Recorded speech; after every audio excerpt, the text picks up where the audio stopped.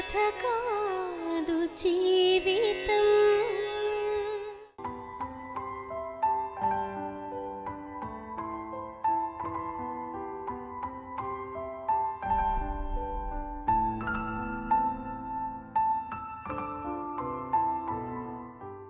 మొత్తం 70 లవ్ లెటర్లు.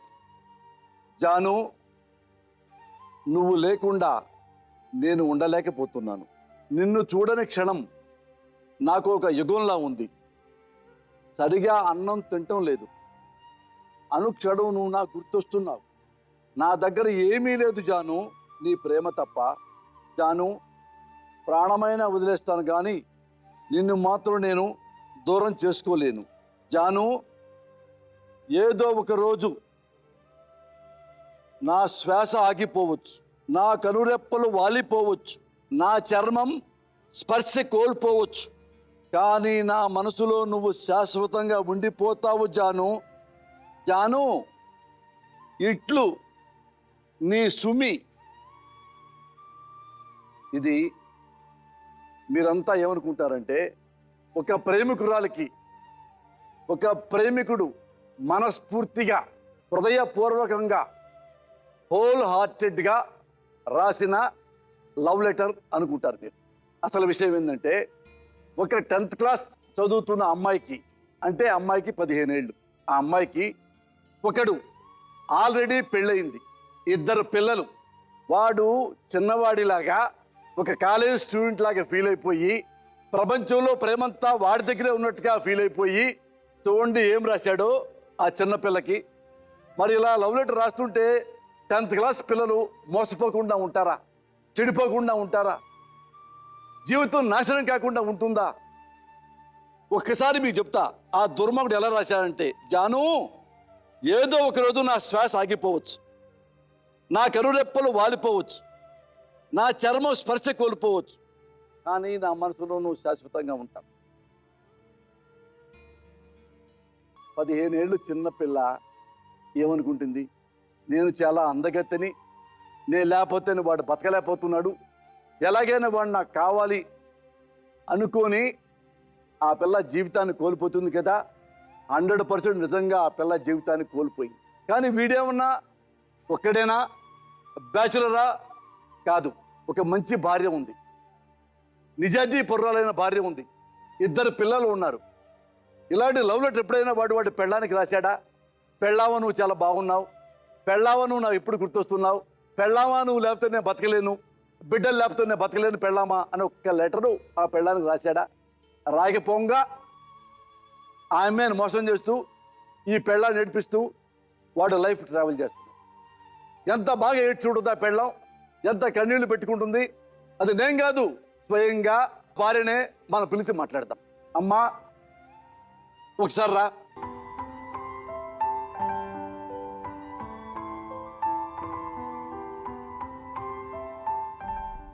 సౌజన్య, సార్, నువ్వేం చదువుకున్నావు? నేను ఇంటర్ చేశాను సార్. ఇంటర్ చేసావు, ఇప్పుడు ఏం చేస్తున్నావు? ఇంట్లోనే ఉంటాను సార్. నీకు ఒక లవ్ లెటర్ చదివి వినిపిస్తా. అవును సార్. అది ఎవరికి రాశారో నువ్వు కనిపెట్టాలి.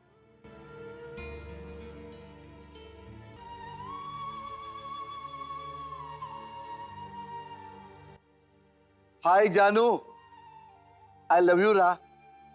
జాను, నువ్వు లేకుండా నేను ఉండలేకపోతున్నాను. నిన్ను చూడని క్షణం నాకు యుగంలా ఉంది. సరిగా అన్నం తింటం లేదు, అనుక్షణం నువ్వే గుర్తొస్తున్నావు. నా దగ్గర ఏమీ లేదురా, నీ ప్రేమ తప్ప. జాను, నా ప్రాణమైన వదిలేస్తాను కానీ నిన్ను మాత్రం నేను వదిలేయను రా. ఇది నీ భర్త నీకు రాసిన లవ్ లెటరా? కాదు సార్. నీ భర్త నీకు రాయలేదా? ఇంకోసారి వేరే చెబుతా, ఇంకొంచెం రాశాడు. జాను, ఏదో ఒకరోజు నా శ్వాస ఆగిపోవచ్చు, నా కనురెప్పలు వాలిపోవచ్చు, నా చర్మం స్పర్శ కోల్పోవచ్చు, కానీ నా మనసులో శాశ్వతంగా ఉండిపోతావు జాను.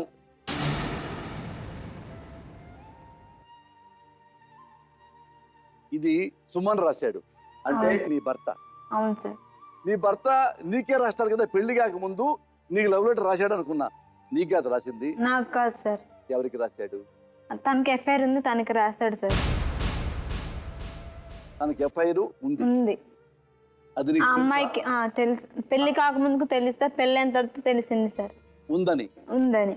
నిన్ను చేసుకున్నాడు, చేసుకున్నాడు. నీకు ఎప్పుడైనా ఇట్లా ఒక లవ్ లెటర్ రాశాడా? లేదు సార్. మీది లవ్ మ్యారేజా, పెద్దలు కుదిర్చారా? అరేంజ్ మ్యారేజే సార్. Arrange marriage. ఇష్టపడే పెళ్లి చేసుకున్నావుగా, అవును తను సార్. ఇష్టపడే పెళ్లి చేసుకున్నాడు కదా, ఆ. ఇద్దరు బిడ్డల్ని కనుండారు. అవును అంటే సార్. నీతో సంతోషంగా ఉన్నాడు, ఉండకపోతే ఇద్దరు బిడ్డలు పుట్టరు కదా. అవును సార్. ఏం జరిగింది నీ లైఫ్ లో? ఎందుకు అతను అలా రాంగ్ రూట్ పట్టాడు? నవంబర్ 30, 2011 మ్యారేజ్ అయింది సార్. మ్యారేజ్ అయిన తర్వాత 3 months నుంచి మాకు గొడవలు. దేనికంటే ఆ అమ్మాయి ఎఫ్ఐఆర్ ఉందని తనతో వాడు సార్. అది నీకు ఎలా తెలిసింది అమ్మాయి ఎఫ్ఐఆర్ ఉందని పెళ్ళయ్యాక? పెళ్ళైన తర్వాతకి తను ఫోన్ చేయడము, తిని వెళ్ళడము తన ఇంటికి. అడిగావా మరి? అడిగాను సార్, మా అత్త మామకు కూడా చెప్పాను సార్. నేను చెప్పినా సరే వినలేదు సార్. మా కొడుకు అటువంటి వాడు కాదు అనేవారు సార్. నీ భర్తను అడిగావా? నా భర్తను కూడా అడిగేవాడిని సార్. గట్టిగా అడిగితే నన్ను కొట్టివాడు సార్. ఏమనేవాడు? కొట్టి నా ఇష్టం అనేవాడా? నా ఇష్టం నేను తిరుగుతాను అనేవాడు సార్. అప్పటికే అయిపోయిన తర్వాత అలాగ 1 year అయిపోయింది సార్. అప్పటికి నేను చెప్పాను కూడా అందరికీ, మాకు సంబంధం తెచ్చిన అతను కూడా చెప్పామన్నమాట. చెప్తే వాళ్ళు కూడా వచ్చి చెప్పారు, అందరూ చెప్పారు. అయినా సరే వినలేదు.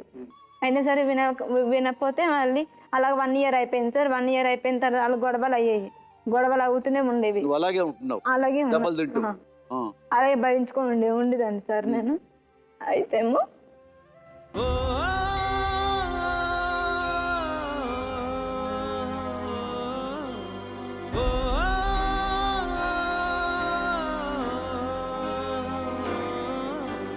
ప్రాణం పోయే బాధేదో ఈ నిమిషాన్ని తెలిసింది.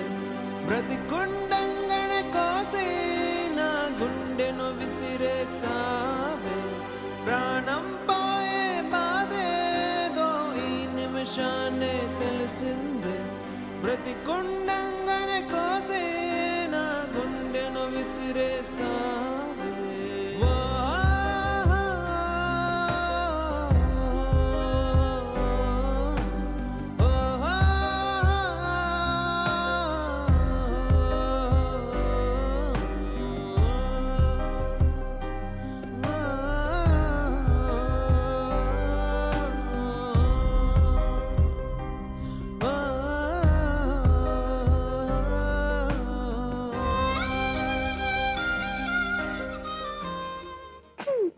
ఇప్పుడు నీ వయసు ఎంతమ్మా? 22 సార్. 22 అంతే. నాకు 17 years మ్యారేజ్ అయిపోయింది సార్. అట్ట 1 year భరిస్తా ఉన్నావు. తర్వాత అలాగే భరించాను సార్. అలాగే అయిపోయింది. అయిపోయిన తర్వాత అప్పుడు సంక్రాంతి టైం అప్పుడు తీసుకొని వెళ్ళిపోయాడు సార్ తన్ని 5 days. అయినా సార్ నాకు డౌట్ వచ్చి నేను మా అత్త వాళ్ళు పళ్ళు అమ్ముతారు సార్, అట్టిపళ్ళు అమ్ముతారు. అక్కడికి వెళ్ళాను సార్ బజార్కి వెళ్తే అప్పుడు కానిస్టేబుల్ వచ్చారు సార్ వీళ్ళ దగ్గరికి. కానిస్టేబుల్ వస్తే అప్పుడు తినెవరు అంటే అతను వాళ్ళ భార్యనా అన్నారు సార్. అంటే అవును అని మా అత్తమ్మ. అప్పుడు నాకు అర్థమైంది సార్. అప్పటికే మా అమ్మ వాళ్ళకి ఫోన్ చేశాను, మమ్మీ అల్లుడు లేడు అని చెప్పేసి మా వాళ్ళకి ఫోన్ చేశాను అన్నమాట. తర్వాత అక్కడికి వెళ్ళిన విషయం తెలిసిన తర్వాత చెప్పాను అనమాట. నేను చెప్తే మా మమ్మీ వాళ్ళకి ఫోన్ చేశాను నేను, మమ్మీ వాళ్ళకి మీ అల్లుడు ఎవరిని తీసుకొని వెళ్ళిపోయాడు అని. అసలు తను తీసుకొని వెళ్ళిపోయాడు. అప్పుడు నేను వెంటనే బల్జిపేట అప్పటికే పోలీస్ స్టేషన్లో వాళ్ళ మమ్మీ వాళ్ళ డాడీ ఉన్నారు సార్. నాకు తెలియక ముందుకే వాళ్ళ మమ్మీ వాళ్ళ డాడీ ఉన్నారు సార్. అప్పటికే పోలీస్ స్టేషన్లో వెళ్ళండి వాళ్ళు కేసు పెట్టారు అనమాట. అయితే వెళ్ళారు, నేను కూడా కేసు పెట్టాను. కేసు పెట్టిన తర్వాత అలానే 5 days తర్వాత తీసుకొని వచ్చారు సార్. నువ్వేం కేసు పెట్టావు? నేను ఇలాగా నా భర్త ఇలా తీసుకొని వెళ్ళిపోయాడు అని చెప్పి కేసు పెట్టాను సార్ నేను. అయితేమో అప్పుడు కేసు పెట్టిన తర్వాత 5 days తర్వాత తీసుకొని వచ్చారు సార్ తనని. అన్ని కాంప్రమైజ్ చేసి మా అత్త వాళ్ళ ఇంటి ఇతను ఏమన్నాడు, మా అత్త వాళ్ళ ఇంటి దగ్గరే ఉండేసి నేను మా భార్యని పోషించుకుంటాను, అక్కడే జాబ్ చేస్తాను, అక్కడే పని చేస్తాను, అక్కడే ఉంటాను అని చెప్పేసి అని అన్నాడు సార్. అప్పుడు అక్కడ అంటాను అన్ని చెప్పేసి అక్కడ లెటర్ రాసి ఇచ్చారు సార్ మాకు. కాంప్రమైజ్ చేసేసి దాని మీద అందరు సిగ్నేచర్ పెట్టేసి అప్పటికప్పుడు బయలుదేరి వచ్చేసాం సార్. ఆ లెటర్ ఇచ్చిన తర్వాత ఇంకా ఆ రోజు మేము బయలుదేరి సాయంత్రం వచ్చేసాం సార్. వైజాగ్ వచ్చేసి ట్రైన్ ఎక్కి వచ్చాం. అప్పటికే తను ఫోన్ ఇచ్చేస్తారు సార్. ఫోన్ లాక్కున్నారు. అప్పుడు ఫోన్ లాక్కొని నెక్స్ట్ డే రోజు వెళ్ళే ముందు ఫోన్ ఇచ్చారు. ఫోన్ ఇచ్చాము, ఇంకా వైజాగ్ వచ్చాము, తను ఫోన్ చేసింది సార్. తను ఫోన్ మాట్లాడుతుండు. నాకు అప్పుడు డౌట్ వచ్చింది. అప్పుడు తిట్టాను అక్కడ రైల్వే స్టేషన్లో. అప్పుడు తిట్టాను. అయినా సార్ మారలేదు సార్. అలాగ పెద్ద బాబు కడుపులో పడ్డాడు సార్. పెద్ద బాబు కడుపులో పడంగానే ఇక్కడికి వచ్చాం కదా, హైదరాబాద్ వచ్చాం కదా సార్. మా మమ్మీ వాళ్ళ రూమ్లో ఉన్నాం సార్. అప్పటికి మేము మమ్మీ వాళ్ళ రూమ్లో ఉండి మా మమ్మీ వాళ్ళు పోషిస్తాను అది ఇది అని అన్నారు సార్. అంటే అయినా సార్ ఉన్న 15 days ఉన్నాం సార్. అయినా సార్ అది ఏదో సెలక్షన్ ఉందని చెప్పేసి వెళ్ళాడు సార్. వెళ్ళిన తర్వాత అక్కడ తన ఇంటికి వెళ్ళాడు అనుకుంటా సార్. తన ఇంటికి వెళ్ళారు. అదే వాళ్ళందరూ ఏం చేశారు, అందరిని పిలిపించి కొట్టించి జైలుకి పంపించేశారు సార్. జైలుకి వెళ్ళాడు. అప్పుడు 15 days జైలుకి వెళ్ళాడు. 15 days జైలుకి వెళ్ళిన తర్వాత వచ్చాడు సార్. వచ్చిన తర్వాత నన్ను అక్కడికి అప్పటికి పెద్దబాబు కడుపులో ఉన్నాడు. నన్ను రమ్మన్నాడు. నేను రానన్నా. అప్పుడు జైల్లో పోయినా సార్ నేను వెళ్ళలేదు. నా గురించి నువ్వేమని వెళ్ళావు, తన గురించి కదా నువ్వు వెళ్ళావు అని చెప్పి నేను వెళ్ళలేదు సార్. వెళ్ళిపోయేసరికి 1 year మమ్మీ వాళ్ళ ఇంట్లోనే ఉన్నాను నేను. అప్పుడు బాబు పెద్ద బాబు కడుపులో పడ్డప్పటి నుంచి డెలివరీ అయ్యేంత వరకు 1 year అక్కడే ఉన్నాను నేను. అప్పుడు 1 year వదిలిపెట్టి వెళ్ళిపోయాడు సార్ నన్ను. 1 year వదిలిపెట్టి అప్పుడు పెద్ద బాబు 21 daysకి వచ్చాడు సార్. అప్పుడు పిలిపిస్తే వచ్చాడు. ఫోన్ చేస్తే అప్పుడు వచ్చాడు అనమాట. వచ్చిన తర్వాత అలాగా వచ్చిన తర్వాత అయింది సార్.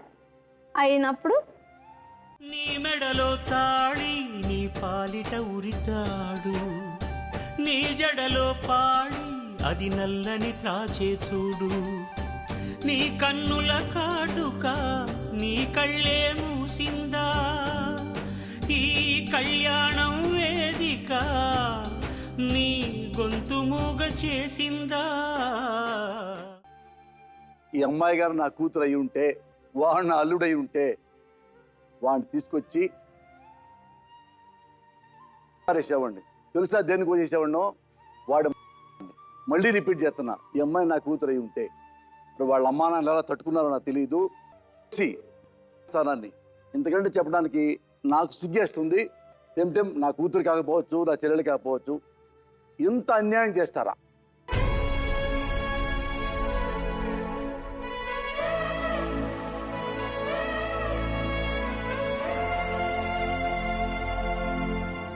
మగాళ్ళు పొరపాట్లు చేస్తారు, మనం వింటూ ఉంటాం. తప్పులు చేస్తారు, వింటూ ఉంటాం. దిద్దుకుంటారు, వింటాం. కానీ నేను ఏం చేసినా చలామణి అవుద్ది, పెళ్ళాం పడే ఉంటుంది, తాళిబుట్టి కట్టారు కాబట్టి అనుకునే మగాళ్ళని ఏం చేయాలి చూద్దాం. ఈ అమ్మాయి ఏం చేయగలదో, ఏం చేస్తానంటదో చెప్పు నాన్న. అంతకుముందు గొడవలు అయినప్పుడు మా మమ్మీ వాళ్ళ ఊర్లో అనమాట, అంటే మా డాడీ వాళ్ళ ఊర్లోనే ఉన్నాడు అనమాట. వాళ్ళు కొట్టేస్తారు, చంపేస్తారు అని చెప్పేసి ఆ ఊర్లో దాచిపెట్టారనమాట. అప్పుడు అప్పుడే కడుపులో పడ్డాడు అనమాట. అక్కడికి వెళ్ళాము మేము. అక్కడ వాళ్ళ చిన్నాళ్ళతో ఫోన్ చెప్పించి మమ్మల్ని రప్పించారు. రప్పించిన తర్వాత అక్కడ మాట్లాడుతూ చేస్తే అలా చెల్లి నన్ను కొట్టింది సార్. అప్పుడు పెద్దబాబు 3 months కడుపులో ఉన్నాం సార్. అప్పుడు అలా చెల్లి మామూలుగా మాట వచ్చి కొట్టింది సార్. అప్పుడు నన్ను మా మమ్మీని ఇద్దరిని కొట్టింది సార్. అప్పుడు వాళ్ళ చెల్లి ఏం చేస్తే వాళ్ళ చెల్లి లేదు సార్. అంతేగా నాన్న, ఒక ఆడదానికి అన్యాయం జరిగింది, నీకు తప్పు చేసింది వాళ్ళ అన్న, నేను కొట్టిందంటే మరి అది మామూలు ఆడది అయి ఉండదు కదా నేను అనుకుంటున్నా. దేవత అమ్మాయి దేవత కొట్టదు కదా, కాపాడుతుంది. దెయ్యం కొడుతుంది. దెయ్యమే ఉండాలా, దేవత అయి ఉండాలి. ఏ దెయ్యం ఉండాలి చెప్పు? దేవత దెయ్యమా? ఇంకెందుకు భయపడతావు? ఏం మిగులుందని భయపడుతున్నావు? ఏం సాధించుకుందామని భయపడుతున్నావు చెప్పు? ఒక నిజాన్ని నువ్వు నిర్భయంగా చెప్పలేని బతుకుతా నువ్వు అంత దుర్మార్గం చేస్తే, అది ఒక ఆడది కొడితే ఇంక చెప్పడానికి ఎందుకమ్మా నువ్వు భయపడతావు? దేనికి భయపడతావు? ఇంకా ఏముందని? ఓ నీచమైన మొగుడు దొరికాడు నీకు, అవునా? ఎదవా, అవునా? మరి దేనికి నానా భయపడుతున్నావు నువ్వు? ఇంకేముంది? చక్కగా ఉన్నావు, 22 ఏళ్ళు చదువుకున్నావు, ఎక్కడే నీకు ఉద్యోగం ఇస్తారు. ఇంత మోసపోయావు, ఇంకా పిల్లలు పట్టుకొని అంటావేంటి? అది దెయ్యమా దేవత? దయ్యమే. ఆ దెయ్యం గురించి చెప్పు. కొట్టింది సార్. కొట్టిన తర్వాత అలా కాంప్రమైజ్ అయిపోయింది. నెక్స్ట్ డే రోజు మేము వెళ్ళిపోయాం సార్, నేను మా మమ్మీ. అలాగా 1 year అలాగా బాబు పుట్టాడు. బాబు పుట్టిన తర్వాత వచ్చాడు. కడుపుతో ఉన్నదాన్ని కొట్టింది. 3 months ఆఫ్ ప్రెగ్నెన్సీ సార్. అప్పుడు నాకు బాబు పుట్టిన తర్వాత వచ్చాడు. వచ్చిన తర్వాత మళ్ళీ వచ్చాడు, మళ్ళీ వెళ్ళిపోయాడు సార్. వెళ్ళిపోయి మళ్ళీ తనతో మాట్లాడడము, తనతో తిరగడము అన్ని మళ్ళీ రిపీట్ అన్నమాట. ఇప్పటికీ మారలేదు సార్, ఇప్పటికీ అదే. ఇంకా నెక్స్ట్ ఇంకో బిడ్డను కన్నావు. నెక్స్ట్ తర్వాత ఎప్పటికైనా మారుతాడు కదా అని చెప్పి అలా ఉన్నాను. మారుతా ఉంటే బిడ్డలు కంటా ఉంటావు. వాడు మగోడు, నువ్వు ఆడదానివి, చెప్తే వినాలి. వాడు చెబితే బిడ్డను కనాలి. వాడు వేరే అమ్మాయి తిరుగుతుంటాడు, నువ్వు బిడ్డలు పోషించుకుంటూ ఉండాలి. నువ్వు ముసల్దాన్ అయిపోతూ ఉండాలి. వాడు తిరుగుతూ ఉంటాడు. మళ్ళీ ఎప్పుడో వాడు బోరు కొట్టినప్పుడు వచ్చి ఉంటాడు, నువ్వు ఇంక బిడ్డను కంటా ఉంటావు. వాడు ఎంజాయ్ చేస్తూ ఉంటాడు. అదేగా, ఇదే ఉంది నీ బ్యాలెన్స్ లైఫ్. నువ్వు మారకపోతే నీ బ్యాలెన్స్ లైఫ్ అంటున్నా. నువ్వేంటి ఎడుతుంటావు, జాగ్రత్తగా ఉండండి, నాతో ఉండండి అని. ఉంటానంటాడు, మళ్ళీ బిడ్డ కంటావు. 4-5 బిడ్డలు కంటావు. వాడు ఆ తిరుగుతూ ఉంటాడు. ఆ బిడ్డలు పట్టుకొని నువ్వు వీధిలో కూడా తిరుగుతూ ఉంటావు. ఇది నీ భవిష్యత్తు నేను చెప్తున్నా ముందుగా. ఇలా కాకుండా నీ భవిష్యత్తు బాగుండాలంటే నువ్వు ఎలా ఉండాలో తర్వాత మాట్లాడుకుందాము. ఇప్పుడు నువ్వేం కావాలనుకున్నావు చెప్పు. ఇంకెతను మారలా? మారలేదు సార్, తిరుగుతున్నాడు సార్. మొన్నటి వరకు తిరుక్కున్నాడు, మొన్నడు ఇప్పటికీ మాట్లాడుతూనే ఉంటాడు సార్. దాంతో ఫోన్ లో మాట్లాడుతూనే ఉంటాడు. తను ఫోన్లు చేస్తూనే ఉంటది సార్. ఫోన్లు మొన్న 27కి వాయిదాకి వెళ్ళాడు. వాయిదాకి వెళ్ళిన తర్వాత తను ఫ్రెండ్స్ తోటి ఫోన్ చెప్పి మన ఫ్రెండ్స్ తోటి ఫోన్ చేపించి సుమన్ ఉన్నాడా అంటే లేరు అన్నాను నేను సార్. అప్పుడు నేను అంటే వాళ్ళ ఫ్రెండ్స్ కదా సార్ మాట్లాడారు. వాళ్ళ ఫ్రెండ్స్ లేడీస్ నాకు ఫోన్ చేశారు. అదే సుమన్ అన్నయ్య ఉన్నారు అంటే లేరు అన్న. అప్పుడు నాకు బుర్ర తినేస్తున్నారు సార్ ఫోన్లు చేసి. నేను ఆఖరికి ఫోన్ లిఫ్ట్ చేయట్లేదు. తర్వాత లిఫ్ట్ చేస్తే ఇప్పుడు అయితే ఉన్నారు పక్కన. ఏం చేస్తారంటే ఇప్పుడు నీ పక్కన ఉన్నాడు, ఇంకొక గంట పోతే మా పక్కకు వస్తాడే అని అన్నాడు సార్ వాళ్ళు. ఆ ఫోన్ నెంబర్ ఉందా దగ్గర? నా దగ్గర లేదు సార్, తన దగ్గర ఉంటాయి సార్. ఇప్పుడు ఫోన్ చేశారు నా సెల్, తన సెల్, తను ఫోన్ వదిలిపెట్టి వెళ్ళిపోయాడు సార్. పోలీస్ స్టేషన్ లో ఇవ్వాలి కదా. వాళ్ళ అమ్మ నాన్నతో కూడా చెప్పాను సార్. అలాగే నేను మీ అమ్మాయిలో ఫోన్ చేసి తినేస్తుంది అని అన్నాను. అయినా సరే వాళ్ళ అమ్మ నాన్న కూడా పట్టించుకోలేదు సార్.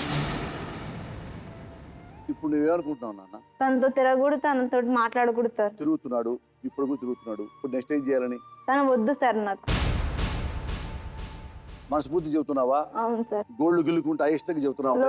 లేదు సార్, తను ఇంకా ఇప్పుడు తనతో ఉంటాను, నాతో ఉంటాడని ఏంటి సార్ నాకు. ఈ రోజు ఈవిడ, రేపు ఇంకో ఆవిడ. గ్యారెంటీ అంతే కదా? అంతే సార్. అందుకని వద్దు సార్.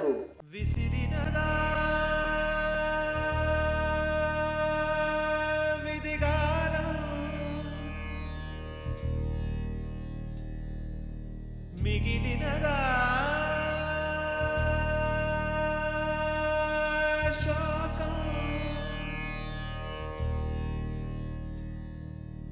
సౌజన్య, ఏడిస్తే అర్థమవుతుందా? జీవితం ఇంకా నాశనం అవుద్ది. నువ్వు నవ్వటం మొదలు పెడితే జీవితం చాలా బాగుంటుంది.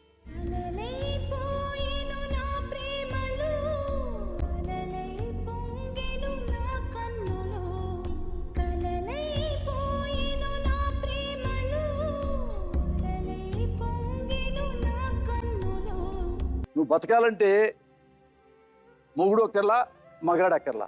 నీకు ఆత్మస్థైర్యం కావాలి, నీకు ధైర్యం కావాలి. ఇది కదా, అవి నీకు ఉండయా? ఉంటే ఒక నిర్ణయం తీసుకో. అదే ఏ నిర్ణయం తీసుకుంటావు? ఉంటే నీ మొగుడు, ఇదిగో చూసావు ఎన్ని లవ్ లెటర్లు ఉన్నాయో వాళ్ళిద్దరు రాసుకున్నాయి. ఇవి చూసిన తర్వాత నీకు రావాలి, బుద్ధి అన్నా రావాలి, కోపం అన్నా రావాలి. గట్టి నిర్ణయం తీసుకోవాలి. వాడు వద్దు, నేను ఒక్కనే బతకగలను అని ఉండాలా. అంతే సార్, నాకు వాడు వద్దు సార్. ఎప్పటికైనా దాంతో ఉంటాను అంటాడు సార్. కాదు, ఇప్పుడు ఆల్రెడీ నువ్వు చెప్పాడు దాంతో ఉంటానని. అవును సార్. ఇప్పుడు చొక్కా పట్టుకున్నావు వాడిని, చొక్కా పట్టుకు అడిగావా? అడిగాను సార్, తప్పు తీసుకొని కొట్టాను కూడా సార్. అప్పుడు ఏమన్నాడు? ఏమీ అనలేదు సార్, నవ్వుకొనే ఉన్నాడు సార్. అన్ని నవ్వే చేశాడు సార్ అన్ని. ఆమె తెలుసా? అమ్మాయి ఎవరు? తెలుసు సార్. అంతప్పుడు మాడావా? మాట్లాడాను. ఎదవా అట్లా చేయకూడదని మాట్లాడాను సార్. ఫోన్ లో మాట్లాడాను. నువ్వవతవి నా చెప్పడానికి ఆడి ఇప్పుడు నీ పక్కన ఉండే తర్వాత నా పక్కకు వస్తాడని అంటారు సార్. అది కూడా ఆ పిల్ల చిన్నపిల్ల, తెలియదు, తెలియని దాన్ని మోసం చేశాడు. వాడు పిచ్చిలో పడి మాట్లాడుతుంది, అంతేగా? అవును సార్. మరి ఇన్ని జరిగిన తర్వాత నీకు నిర్ణయం ఉంది కదా, గట్టి నిర్ణయం, అవును సార్. పర్ఫెక్ట్ నిర్ణయం తెలియజేస్తావా అవును. నీ మొగుడికి? చూద్దాం నీ మొగుడు ఏమంటాడు. బాబా సుమన్ ఒకసారి రా నాన్న.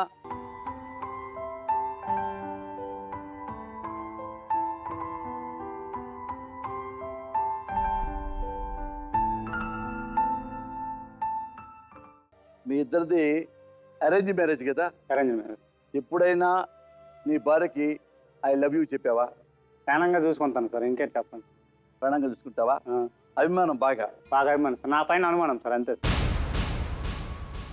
నువ్వంటే బాగా ఇష్టం? ఇష్టం సార్. నీకు బాగా ఇష్టం, బాగా ప్రాణం? అవును సార్. అంతేగా? ఒక్క నిమిషం. జాను, నువ్వు లేకుండా నేను ఉండలేకపోతున్నాను. నిన్ను చూడని క్షణం నాకు ఒక యుగంలా ఉంది. సరిగా అన్నం తింటం లేదు.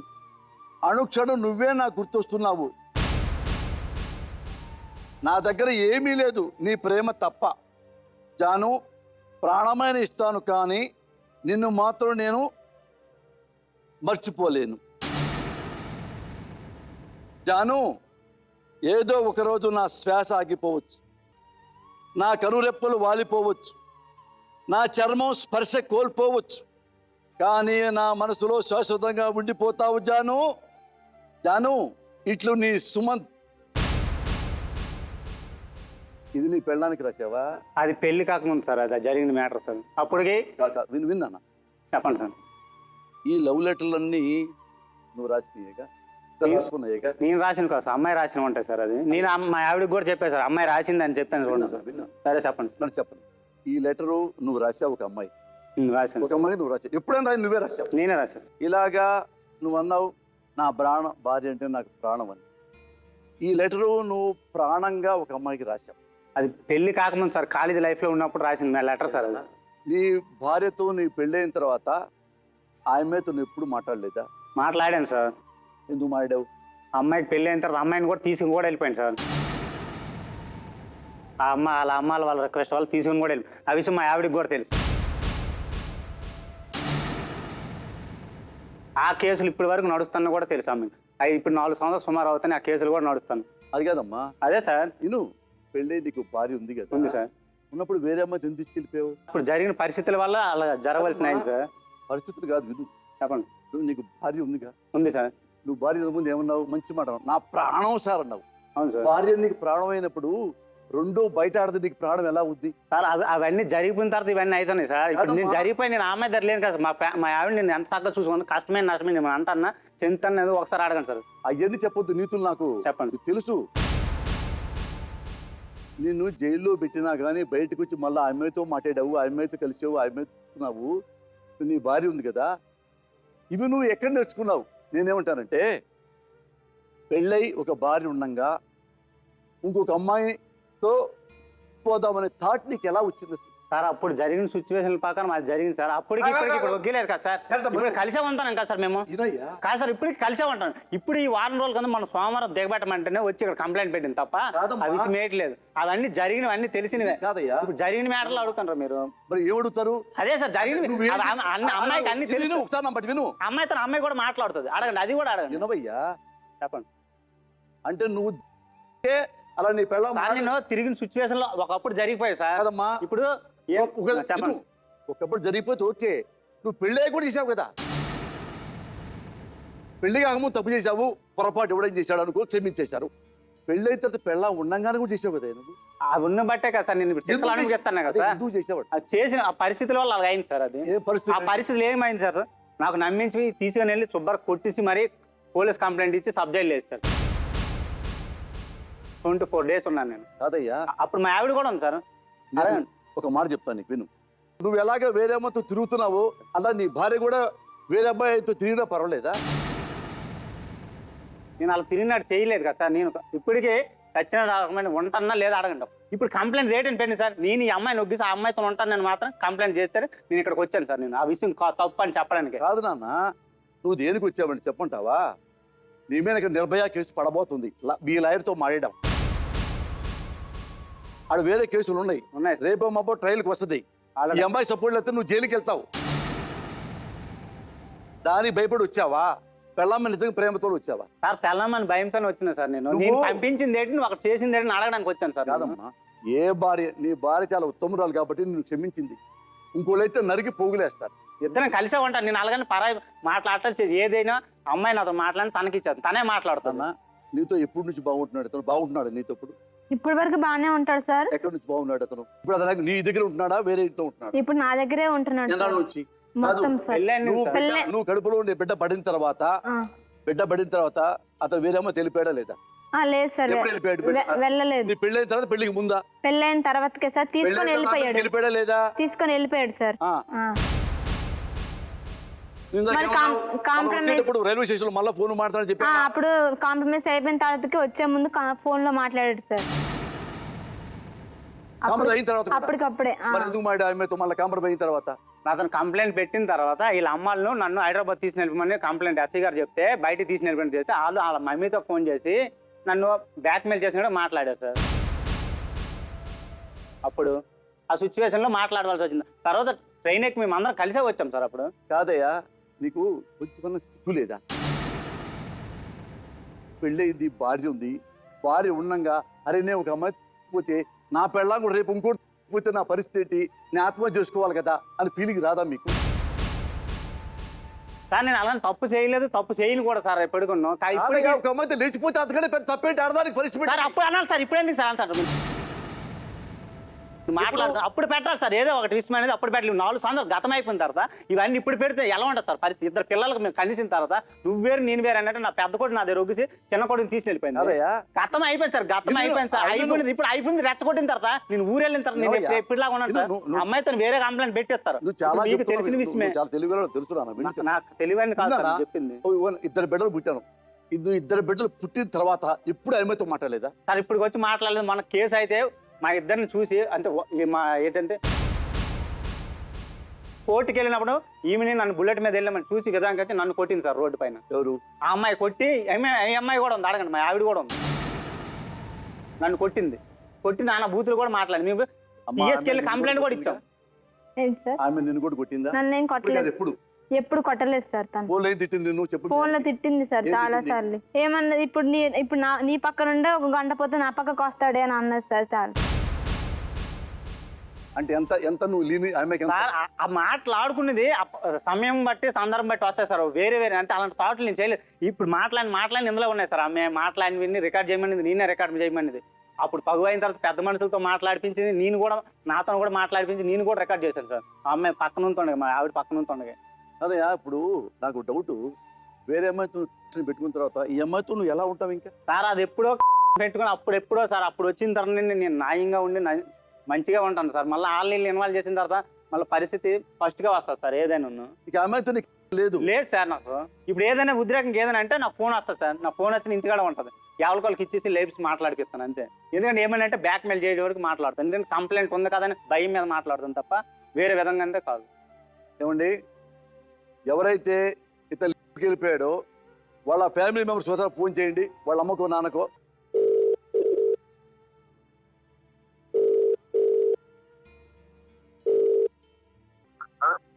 హలో సార్, నమస్కారం అండి. నమస్తే సార్. సార్ నా పేరు పోసాని కృష్ణమురళి అండి, హైదరాబాద్ నుంచి. చెప్పండి సార్. జీటీవీ బతుకు జట్కాబడి నుంచి పొగ నుంచి మాట్లాడుతున్నానండి. Okay sir. నమస్తే సార్. అమ్మ నమస్తే సార్. మీ పేరు? నేను శివకుమార్ సార్. నా పేరు శివకుమార్ గారు. మీకు ఏమవుతుంది? చెల్లెలు సార్. మదర్ లక్ష్మి గారు ఉన్నారండి? అమ్మగారు ఉన్నారు సార్. అమ్మగారు ఒకసారి ఉన్నానా? నమస్కారం సార్. అమ్మ నమస్కారం. లక్ష్మి బాగున్నారా? బాగున్నాం సార్. అమ్మ నా పేరు పోసాని కృష్ణమురళి.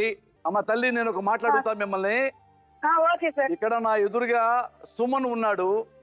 ఇతన్ని అడిగా, ఎందుకు నీ భార్య ఉండగా వేరే అమ్మాయి జీవితం ఎందుకు నాశనం చేస్తున్నావు అని అడిగాను. అవును సార్. అందుకే వాళ్ళు పోలీస్ కేసు పెట్టారు. మీరు పోలీస్ కేసు పెట్టారంట కదా. ఇతను మిమ్మల్ని మోసం చేశాడా లేదా, ఇతను నిజంగా మారతాడా లేదా, మీ ఉద్దేశం ఏంటి? సార్ నేను ఒకసారి మాట్లాడచ్చు సార్? చెప్పండి. చెప్పు నాన్న. సార్ మా చెల్లి first 9th class 10th class లో ఉన్నప్పుడే తనకు ఆల్రెడీ మ్యారేజ్ అయింది. అప్పటి నుంచి తను వెంట పడడం చేయడం అలాంటి చేసేది. అప్పుడు మాకు తెలియదు కూడా. ఇతను పెళ్ళైన తర్వాతే మిమ్మల్ని వెంట పడ్డాడు? వెంట పడ్డాడు సార్. వెంట పడిన వాళ్ళ ఫ్రెండ్స్ ని అడిగితే అంటే అనుకోకుండా ఒకసారి విషయం తెలిసింది.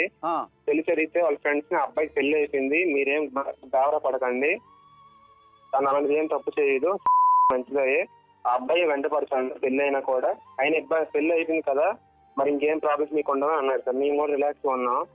ఉన్న తర్వాత తను ఇక అప్పటి నుంచి తన్ని ప్రతిసారి వెంట పడ్డం, వేధించడం, ఏ విధంగా తను అయితే బ్లాక్ మెయిల్ చేస్తారో అర్థం కాలేదు సార్ అప్పటి నుంచి. ఎందుకంటే చెల్లి ఆల్రెడీ 10th క్లాస్ ఎగ్జామ్స్ కూడా ఉన్నాయి. దానికి తోడు ఆ అబ్బాయి పెళ్లి అయిపోయిన అబ్బాయినే ఏ అమ్మాయి కూడా పట్టించుకోదు కూడా. తను ఏ విధంగా బ్లాక్ మెయిల్ చేశారో అప్పటి నుంచి మాకు తెలియదు. అప్పటి నుంచి ఇప్పటివరకు 5 సంవత్సరాలు సార్ మా అమ్మాలు మా చెల్లి ఎంత బాధపడతానంటే మాకు తెలిసారు. ఆల్రెడీ మా తమ్ముడు ఉన్నాడు, ఆ అబ్బాయి చేసిన పనికి ఆల్రెడీ మా అమ్మ చనిపోవాలనుకున్నారు సార్. మా ముగ్గురు కోసం ఎవరో ఆ దేవుడి వల్ల వాళ్ళు బతికారు సార్, లేకపోతే వాళ్ళు కూడా బతకరు. అయ్యో, ఈ వీధిలో వాళ్ళకి వాళ్ళు కాలు పట్టుకోవాలి సార్, వాళ్ళే మా అమ్మ నన్ను బతికించారు. మా చెల్లి అతని వల్ల ఈ 5 సంవత్సరాలు దానికి ఎంత తెలివైందో, అయినా ఎన్ని దెబ్బలు కాసిందో, ఎన్ని తిట్లు కాసిందో, మాకు ఎంత బాధ ఉందో మాకు అన్నయ్య. అంటే మేము దీన్ని ఏదైనా బ్లాక్ మెయిల్ చేయడం, ఇంటికి వచ్చిన 4 ముందు అమ్మాయిని చూపించడం, మా చెల్లిని మీ ఇంటికి వస్తాను, దీన్ని ఎవరు చేసుకున్న బాగోదు, దీన్ని పరువు తీయడం, షాప్ దగ్గర అందరికి ఫ్రెండ్స్ తో వచ్చి ఎక్కిరించడం. ఎంత బాధ ఉండదు చెప్పండి సార్. మేము చదవలేక రెగ్యులేట్ చదువుతాను, మాకు తింటాను అంతే సార్. ఫుడ్ అందరం ఎందుకు తింటాను, బతకడానికి అంతే. అట్లా నేను 5 బతికామంటే చిన్న చిన్న ప్రాబ్లమ్స్ చనిపోకూడదని కొంతమంది ఈ టీవీలు చెప్పడం అది వింటున్నాను సార్. యుద్ధానికి సూసైడ్ మార్గం కాదని చెప్తున్నాను సార్. అయ్యో తప్పు నాన్న, తప్పు. తను కూడా మా చెల్లిని కూడా కోలుకుంటున్నాం, ఈ మధ్యనే కోలుకున్నాం. మేము బాగున్నాం, ఒక ఇల్లు కట్టుకున్నాము, పిల్లలు చదువుతున్న టైంలోను వీడు గొప్ప బాధ పెట్టాడు. ఈ ఫోన్లో ఉంది దానికి ఏదో ఉంది. ఎవరికెవరైనా కొంచెం తెలిసిన వాళ్ళు ఎవరైనా సరదాగా ఉండొచ్చు, గొప్ప నా ఇంట్లోకి వచ్చి కూడా ఊరిపోవచ్చారు సార్. దాన్ని ఎంత పేరేపితం చేసి సూసైడ్ ప్లాన్ వరకు తెచ్చారు సార్. దాన్ని ఆల్రెడీ ఎంత అయిపోయింది. ఆల్రెడీ అమ్మాలంతా మాకు చదువులు ఇష్టం లేదని అబ్బాయిని పిలిపించి చాలాసార్లు చెప్పారు సార్. అబ్బాయి మా ముందు చాలా సార్లు ఓకే ఎంతో చనువుగా మాట్లాడి నమ్మించి దాన్ని తీసుకెళ్ళిపోవడం, దానికి కూడా చదువు అంటే చాలా ప్రాణం సార్ దానికి. అలాంటి దాన్ని చదువుకొని చేశారు సార్. ఇంత చేశారు సార్ వాడు. మా చెల్లి నిజంగా ఈ 6 సంవత్సరాలు మా అమ్మ నాన్న పడిన బాధలు, కాసిన తిట్లు, దెబ్బలు ఏ ఆడదే కాసినా ఉండలేదు సార్. ఎవరు ఉండకూడదు ప్రపంచంలో సార్. నిన్న అయిపోయింది, మళ్ళీ బొద్దుని పాప కాలేజీకి వెళ్తుంటే బస్సులో బ్యాగ్ తీసుకుని మొత్తం పంపించి కళ్ళు పచ్చబాటు పడిపోతాడు సార్. ఒకటి సార్, ఈ సౌజన్య గారు కూడా నా చెల్లెలు మా అక్క లాంటిదే సార్. తను కూడా పెళ్లి చేసుకున్న అబ్బాయి వేరే అమ్మాయి తిరిగి తనకు కూడా బాధగా ఉంటుంది. చాలా సార్లు చెప్పాను సార్. అది కాలేజ్కి వెళ్ళింది, కాలేజ్ చికెన్ తెచ్చుకుంది, అయినట్టు బస్సులో చాలా సార్లు తను కొట్టడం, ఫ్రెండ్స్ అందరి ముందు అవమానపరచడం.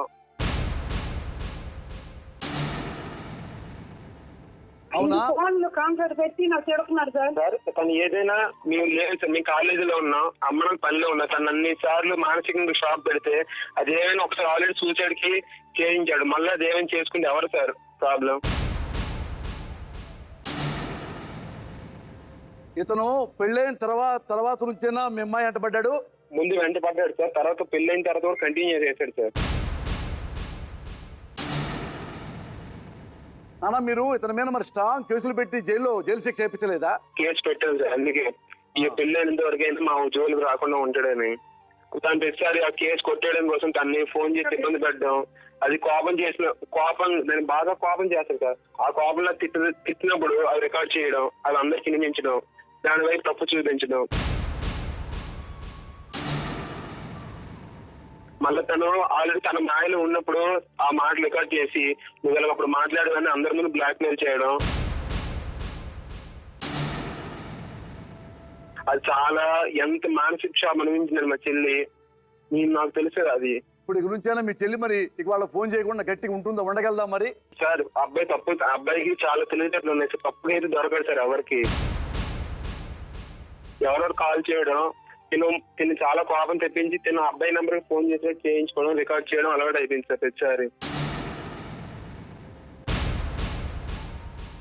ఆ అబ్బాయికి అన్ని లొసుగులు తెలుసు సార్, అవి మాకు ఏం తెలియదు. మేము చదువుకోవడం వరకే. అబ్బాయి అవన్నీ తెలుసుకొని ఎలా చేయాలి అన్ని ప్రీ ప్లాన్ అవి చేస్తాను సార్ ప్రతిసారి. కాకపోతే ఆ అమ్మాయి సైలెంట్ ఉంటాడు, ఆ సౌజన్య బతికేని బాగుంటుంది అనుకున్నాం సార్. కానీ ఈ కేసు కోసం మళ్ళీ మా చెల్లిని ఇబ్బంది పెట్టడం, రోడ్డుని పెట్టడం, మళ్ళా మా అమ్మ నాన్నలకి దానికి నేను మాటలు చెప్పి వాళ్ళ మధ్యన చాలా తగులు పెట్టారు సార్. ఇంటికి మేము ఎప్పుడు సెలవులకు వచ్చిన ఒక్క రోజు కూడా అయితే పనిలో ఉంటుంది సార్, లేకపోతే ఇంటి దగ్గర ఉంటే ఎప్పుడు ప్రశాంతం ఉండదు సార్. ఈ 6 సంవత్సరాలు 3.5 సంవత్సరాలు ఇల్లు కట్టడానికి ఎంత బాధపడ్డాం, దానికి డబ్బులు బాధలు పడ్డాం సార్ మేము. ఇతను మారడాయిక సుమన్ మారే అవకాశం లేదంటారా? లేదు సార్, తను కేసు కొట్టేసిన తర్వాత మా చెల్లికి ఏం పెళ్లి అయినా వాళ్ళిద్దరు మధ్యన కూడా తవ్వు పెట్టే అవకాశం చాలా ఉంది సార్. అది నాకు డెఫినెట్లీ తెలుసు. ఎందుకంటే అప్పటి నుంచి 6 సంవత్సరాల నుంచి అతను పెళ్లి అయినా కూడా మా చెల్లిని ఇలా ఇబ్బంది పెడుతున్నాడు సార్.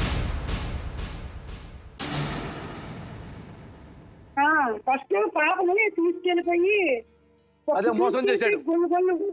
ఊర్లో మొత్తం మనం రోడ్డు మీద ఉంటున్నాం కదా, అంతా ఒక్కసారి అంత గందరగోళం చేస్తాడు. ఇప్పుడు మరి మన ఇంట్లోకి వచ్చి పిల్లని ఊరిపోసేస్తే కేసు పెట్టి పోలీసులు వచ్చి మన తలుపులని దిగించాడు. ఆ ఇరుగు పొరగలు ఇచ్చేసి పోలీసులు వచ్చి తలుపులు కొట్టి ఊరి తీశాడు. అప్పుడు కేసు పోలేశాడు. ఏది మీ ఇంటికి వచ్చి ఉరి తీపోయాడా? నాకు వద్దు, నువ్వు వచ్చేస్తే నా వెనకలు వస్తే నా భార్య నొగ్గేదానికి అవకాశం ఉంది, నువ్వు వెళ్ళి రావాలి అని మళ్ళీ ఇంట్లోకి వచ్చి ఇబ్బంది పెట్టాడు. ఇలాగా పాప వీళ్ళిద్దరు ఏ ఘర్షణ పడ్డారో మన ఇంట్లో. పాపని మన సెల్ఫ్లో చేసి ఇచ్చి ఊరిపోయాడు. మీ ఇంట్లో? మా ఇంట్లో సార్, మా ఇంట్లో. నా పిల్లడిది పక్క ఊరు. అప్పుడు కేసు పెట్టాను, విలగల మంగవు నీకు మొన్నే ఆ పాపను తీసుకెళ్ళిపోయినా అంత బాధపడ్డారు. శివకుమార్ ఫోన్ ఇవ్వు ఒకసారి. చెప్పండి సార్. మీరేం చేద్దాం అనుకుంటారు నాన్న? నేనంటే చెల్లికి మ్యారేజ్ సెటిల్ అయినంత వరకు ఏమీ తలదొచ్చుకోవాలి సార్. ఎందుకని రిలేటివ్స్ ఎవరు కోఆపరేట్ చేయట్లేదు సార్. ఈ విషయం మళ్ళీ బయటకు వచ్చి కేసులు అంటే ఎవరు దగ్గర వాళ్ళు రారు సార్. నేను కూడా ఈ 1 సంవత్సరం బాగా చదివి సెటిల్ అయితే చెల్లి పెళ్లి చేద్దాం అనుకుంటున్నాను సార్. ఈ విషయాలు తలదొచ్చుకున్నప్పుడు వాళ్ళ సౌజన్య వాళ్ళ అమ్మగారికి 3 సార్ ఆడపిల్లలు. తను ఒక అమ్మాయిని ఇచ్చి సుమని చేశారు సార్. తను కూడా చాలా ఇబ్బంది పడుతుంది సార్ ఈ అబ్బాయి వల్ల. అది అమ్మాయి చెప్పింది, ఏడుస్తూ చాలా చెప్పింది. అసలు వాడు నాకు వద్దని చెప్పేసి ముందుగానే. అదే సార్, ఎందుకంటే మాకు కూడా ఒక ఆడపిల్ల మాకు అబ్బాయి నాకు వద్దని చెప్పింది ఇక్కడే. ఎందుకంటే అమ్మాయి పాపం పడుతున్న బాధలు అలాంటి అదవా చాలా ఇబ్బందులు పడతాడు సార్ నాకు తెలిసి. నాన్న మళ్ళీ మీ టచ్ లో ఉంటాను, నేను మీ టచ్ లో ఉంటా. Okay sir, thank you sir. Woman చెప్పండి సార్. అన్నీ విన్నావుగా? అవన్నీ చేసింది నువ్వేగా? చేసి నువ్వు కొన్ని చెప్పింది ఎక్కువ సార్. ఈ కంప్లైంట్ డేట్ పెట్టారో ఒకసారి అడగవలసింది సార్. కంప్లైంట్ పెట్టారో ఇంటికి వచ్చి చంపిపోయాడు అని పోయి అన్నారే, అక్కడ ఏడు జరిగింది ఎంక్వైరీ కూడా చేయండి. మా ఆవిడని కూడా ఇప్పుడు అడగండి. 3-4 నెలలు అయింది నేను కోలుకు లెగడానికి సార్. నన్ను బంధించి తీసుకుని వెళ్ళి మర్డర్ చేస్తే బయటకు ఆ విషయం బయటకు వచ్చేసరికి ఈ కాలు 8 నెలలు పని చేయలేదు సార్. గుంటుకొని నడిచి కోర్టుకు కూడా వాయిదాలకు అలాగెళ్తున్నాడు. 3 నెలలు బెడ్ రెస్ట్ మీద ఉన్నాను నేను. అలా కొట్టారు, దెబ్బలు చూస్తారు, ఇప్పి చూపాయకుంటారా. అలా కొట్టిన వాళ్ళు ఇప్పుడు ఏ కేసు పెట్టారో మీరు అనవలసింది కదా. కాదయ్యా సార్, మీరు ఏ కేసు పెట్టారు విను. శ్రావణి నా తెలియదు అనుకో, నిన్ను 3 ముక్కలు నరికేవాడిని. తలొక ముక్క, మొండెం ఒక ముక్క, కాళ్ళొక ముక్క.